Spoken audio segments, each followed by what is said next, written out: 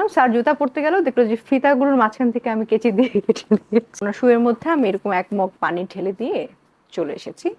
ছোটবেলায় থাকে না যে এমন একটা দুষ্টুমি, এমন একদিনের ঘটনা যে এই দিনটা অন্যান্য সব দিনকে একদম ছাপিয়ে গেছে, মানে একদম হাইয়েস্ট লেভেলের কি দুষ্টুমি করেছে ছোটবেলায় পূর্ণিমা?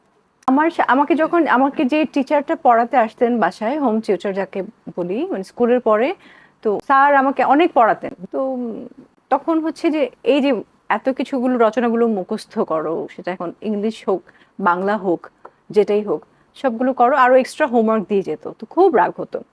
আমার চিন্তা থাকতো স্যার যখনই চা আর বিস্কিটের ব্রেকে যাবে, তখন স্যারের সাথে কি করা যায় যেটা, যাতে উনি এমন একটা প্রেশার ফিল করে যাতে আমাকে প্রেশার না দেয়, ওনাকে যাতে আমি প্রেশার দিতে পারি। তো আমি কি করেছি, উনি সবসময় শু লাগানো, যেটা লেস লাগানো যে শুগুলো আছে, সেই শুগুলো পরে আসতো। তো ওনার ওই বাইরে গিয়ে ওনার শুয়ের মধ্যে আমি এরকম এক মগ পানি ঢেলে দিয়ে চলে এসেছি। তো স্যারের মতন আগে সক্সটা পরে পাটা ঢুকানোর সাথে সাথেই পুরো গেল জুতা একবার ভিজে। পরে আরেকদিন সে আম্মাকে বলেছে ঠিকই, আম্মা তো দিল বকা। বকা দেওয়ার কারণে এরপর হচ্ছে ঠিক আছে, পরের দিন আবারও সেই সেম চায়ের ব্রেকে আমি কিছু একটা এমন করলাম, স্যার জুতা পরতে গেল, দেখলো যে ফিতাগুলোর মাঝখান থেকে আমি কেচি দিয়ে কেটে দিয়েছি। উনি খোদা। আর উনি আর ফিতা বাঁধতে পারত, এরপর থেকে উনি স্যান্ডেল পরে। তো